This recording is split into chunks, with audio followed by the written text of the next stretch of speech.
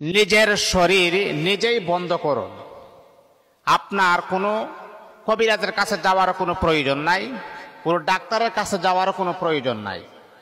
আপনি নিজের শরীর নিজেই যদি বন্ধ করতে পারেন, তাহলে দুষ্ট জিন, শয়তান, নফস শয়তান বা বিভিন্ন রকমের কুমন্ত্রণা থেকে আল্লাহ পাক রব্বুল আলামিন আপনার গোটা শরীরটাকে আমার আল্লাহ হেফাজত করবেন।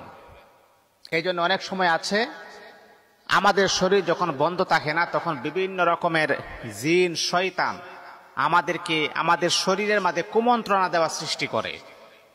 অনেক সময় আপনি যখন একা একা যখন একটা রুমের ভিতরে আছেন, তখন আপনাকে শয়তান কুমন্ত্রণা দিবে, এই মুহূর্তে কেউ নাই, তুমি এই ব্লু ফিল্মগুলা দেখো, নেগেটিভ ফিল্মগুলা দেখো, নাজায়েজ হারাম মহিলাদের ল্যাংটা ছবিগুলা তুমি দেখো।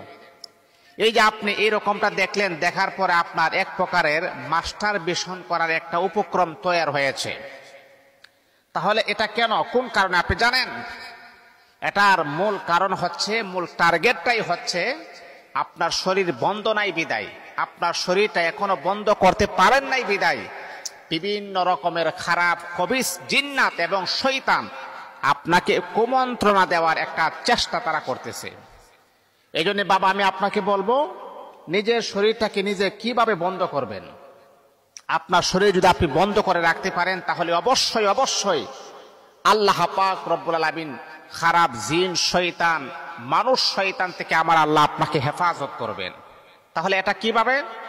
অনেক সময় আছে ঘরের ভিতরে জিনের আসর হয়, আছে না এমন? এবং শয়তানের আসর হয় ঘরের ভিতরে আছে। তাহলে বাবা, আমি আপনাকে সাজেস্ট করব, আপনার ঘরের ভিতরে একটা আমল আপনি করেন। প্রত্যেক দিনে আমলটা যদি আপনি করতে পারেন, আপনার শরীরও নিরাপদ, আপনার ঘরও নিরাপদ থাকবে। সেটা কি? সেটা হচ্ছে আপনার ঘরের ভিতরে আল্লাহ পাক রব্বুল আলামিনের কোরআনুল কারীমের একটা সূরা হচ্ছে সূরাতুল বাকারা। এই সূরাতুল বাকারা নবী আরবি আলাইহিস সালাতু ওয়াস সালাম বলেছেন, যেই ঘরের ভিতরে সূরাতুল বাকারা পড়া হবে, এই ঘরটাকে আমার আল্লাহ খবিস জিন্নাত, মানুষ, দুষ্ট এবং খারাপ জিনিস থেকে আমার আল্লাহ গোটা ঘরকে আমার আল্লাহ হেফাজত করবেন। আল্লাহু আকবার, আল্লাহু আকবার। এই জন্য আল্লাহ পাক রব্বুল আলামিনের বান্দা শোনো, যদি আপনি আপনার শরীরটাকে পবিত্র রাখতে চান, আপনার শরীরটাকে যদি আপনি নিরাপদে রাখতে চান, তাহলে বাবা আল্লাহ পাক রব্বুল আলামিনের কোরআনুল কারীমের ভিতরে সর্বপ্রথম যে সূরা, সূরাতুল বাকারাটা, পরিপূর্ণ সূরাটা আপনি পড়বেন। পড়ার পরে আপনি আপনার শরীরের মাঝে আপনি ফু দিবেন, তাহলে দেখবেন গোটা শরীরটাকে আমার আল্লাহ বন্ধ করে দিবেন। খারাপ খবিস জিন্নাত থেকে আমার আল্লাহ আপনাকে হেফাজত করবেন। এ বন্ধু আমার শোনা, যদি আপনি আপনার ঘরটাকেও যদি পবিত্র রাখতে চান, তাহলে সূরাতুল বাকারাটা আপনি পড়বেন। নিজের শরীরে আপনি দম করবেন, এমনকি ঘরের ভিতরে আপনি দম করবেন। এক গ্লাস পানি নিয়ে এই পানিটা পুরাটা ঘরের ভিতর আপনি ছিটিয়ে দিবেন। আপনার ঘরের ভিতর থেকে খবিস জিন্নাত গুলা অতি দ্রুত চলে যাবে, এমনকি আপনার গোটা ঘরটা আমার আল্লাহ বন্ধ করে দিবে। এই জন্যে বাবা, আপনারা তো অনেক কিছু হইলে কবিরাজের কাছে দৌড় মারেন। কোরআন আমাদের সামনে আছে, হাদিস আমাদের সামনে আছে, আর এইগুলা থাকার পরও আপনারা কিছু হইলেই হুজুরের কাছে দৌড় মারেন। না, দরকার নাই, তো প্রয়োজন নাই।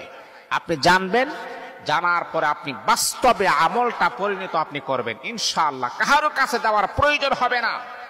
পৃথিবীর শ্রেষ্ঠতম কোরআন আপনার হাতের নাগালি আছে, রাসূলের পবিত্র বাণী আপনার হাতের নাগালি আছে। তাহলে আপনি কেন কবিরাজ দরবেশের কাছে কেন আপনি যাবেন? আসলে আমরা জানি নাই বিদে আমরা যাই, এতে আমাদের কোনো সমস্যা নেই। আসলে জানি নাই বিদে আমরা যাই। অনেক সময় দেখা যায় বাচ্চার অতিমাত্রা পেটের ব্যথা শুরু হয়েছে, মাথা ব্যথা শুরু হয়েছে, তখন আমরা কি করি? রাত নাই দিন নাই হুজুরের কাছে ফোন দিয়ে বলি, হুজুর আমার শরীর, আমার ছেলের কি অবস্থা, আমি আপনার কাছে আসতেছি। হুজুরের কাছে আসার প্রয়োজন নাই। এই বিয়ে, আপনি কি সূরাতুল ফাতিহা পারেন না? সূরাতুল ফাতিহা পারেন এমন কোন মুসল্লি আছে যে আমি পারি না? সূরাতুল ফাতিহা একবার পরে আয়াতুল কুরসি